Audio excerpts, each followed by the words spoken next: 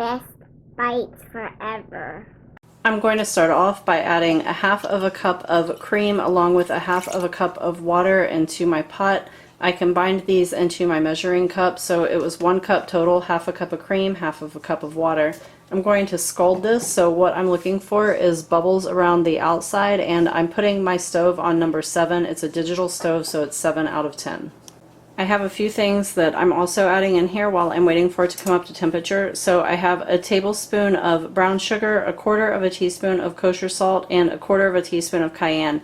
The cayenne is not traditional in here, but I really like the flavor that it brings to the party because it gives a nice little contrast to all of the sweetness. It just gives a little spicy. So that's completely optional. You can add it or don't add it. It won't affect the recipe either way, aside from flavor, obviously. And I also want to add in my butter. I have a half of a cup there, which is 1 stick, 1 American stick. I don't know, it may not be the same everywhere. But I'm going to go ahead and stir that in. And what I'm looking for, again, is for my butter to be completely melted and for bubbles to start coming up along the edges of this. It's not quite a boil that I'm looking for, but more like what I want to call a soft simmer. You can see here that I have my simmer going on. I'm actually going to go ahead and kill the heat because this is coming up to a boil. I have 1 cup of flour that's going in, and once I add this, I want to stir really quickly. What I'm looking for is this to start forming into a ball and start pulling away from the edges of the pan. Once it does that, I'm going to continue cooking it for maybe like 10 seconds or so just to cook out the flour flavor. So you can see that it's starting to form into that ball. You want to really stir quickly. If you don't, it will get clumpy. So this is looking really nice. Again, I have my heat off. I'm going to give this about 5 more seconds, 10 more seconds. You can see it's starting to kind of stick to the bottom of the pan. That's a really good sign that we are good to go here, and this dough is perfect. So I'm going to move this over to my KitchenAid. So here I have my KitchenAid fitted with my paddle attachment. If you don't have a KitchenAid, you can do this by hand, but what you basically want to do is mix this for 2 minutes. We're trying to cool the dough down. So I'm going to turn this on low and set a timer for 2 minutes. So while that is happening, we're going to go ahead and start on our chocolate. So in here I'm putting a half of a cup of cream. I want to make sure to get, on camera. I want to make sure to get all that goodness. Use a spatula to scrape that out of there, right? So into the cream I'm adding a teaspoon of instant espresso and a quarter of a teaspoon of cayenne. It isn't traditional, but it adds a really nice flavor and a really nice contrast to the chocolate. So it's totally up to you. It's kind of a play on the Mexican hot chocolate. I really love it this way. Do it, don't do it, totally up to you. You can leave this plain cream if you want to. Either way, we're going to bring this up to not quite a boil, but you're going to look for little bubbles around the edges. It's called scalding your cream, and that is what we are trying to do. So I have my stove on number 7 over here. I have a digital stove. It goes from 1 to 10, and this happened really quickly. You can see that I'm getting actually a boil, which is a little bit further than I wanted to take it, but it isn't going to hurt anything. I am going to go ahead and turn off my heat though before I add in my chocolate. So I'm adding a half of a cup of bittersweet chocolate. You can use milk chocolate if you want to. I like the bittersweet just because, again, it gives a nice contrast to the sweetness of the churros because they're going to have that sugar on the outside.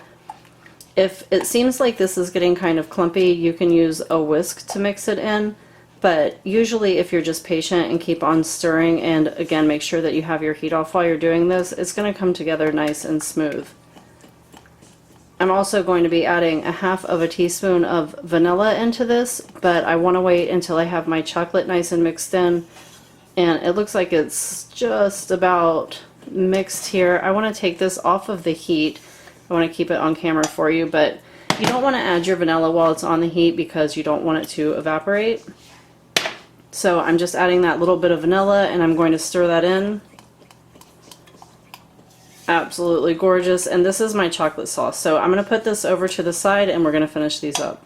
Okay, so next I'm going to add in my eggs. We have this fairly cool. It's not like completely cool. It's definitely hot to the touch, but 2 minutes, you can do 3. We're going to do 1 egg at a time. So 1 egg goes in, we're going to let that mix in for a few seconds, If you add them all at once, it will mess up this batter. Do not add them all at once. First one looks like it's starting to incorporate. It's looking really nice in there. I'm going to go ahead and add in my second egg. It's going to turn into something that looks kind of like scrambled eggs, and it's not going to be looking good. I'm going to turn it up just one for a second. There's my scrambled eggs that I was kind of expecting. Not kind of, I was expecting. I'm going to turn this back down to 1. And then actually I'm going to turn it off for 1 second. Grab my spatula and I want to scrape this. This is just to make sure that we don't have any dough that hasn't had the eggs incorporated into it. So after my second egg, I want to do a little scraping here. Gorgeous. Put that back down. Turn it back on. And then we're going to add our third egg in.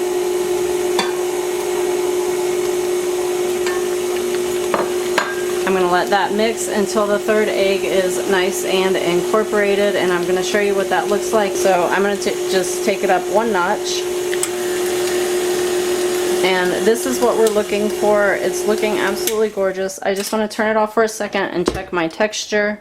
And you kind of want it to have this nice like texture. I don't know if you can get a good look, but it has this really nice, easy squeezy texture because this is going into a piping bag. So what I have here is pretty much perfect. This is what you're looking for when you make it. I wish I had a good description word right now, but I don't. So whatever. This is what it looks like. You see it? This is the texture. Boom. That's what you want.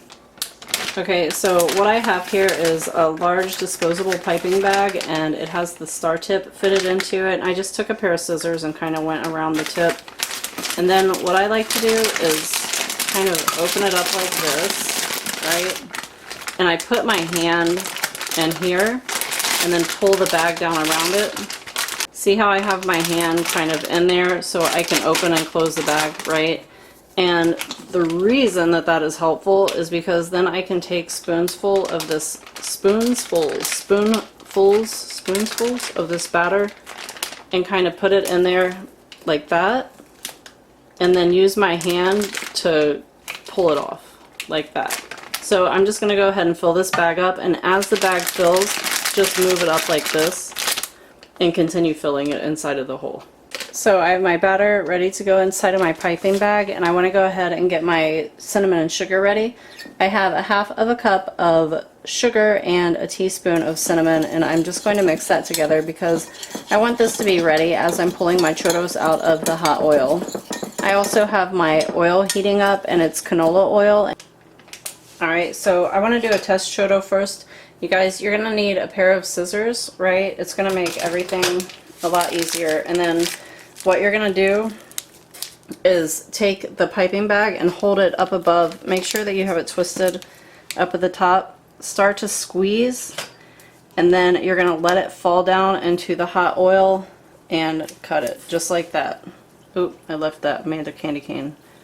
Let it fall down into the hot oil and cut it. Alright, so that is how we get them done. They're going to take about a minute-ish on each side. Maybe you're going to flip them. If they start to like go stick together, you don't want that to happen, so you can just kind of give it a little shake to separate them, okay? Alright, so I'm going to go ahead and pull my test ones out of here. So I'm just going to pick them up and give it a little shake before I put it directly into the cinnamon and sugar mixture. And the same thing with this guy.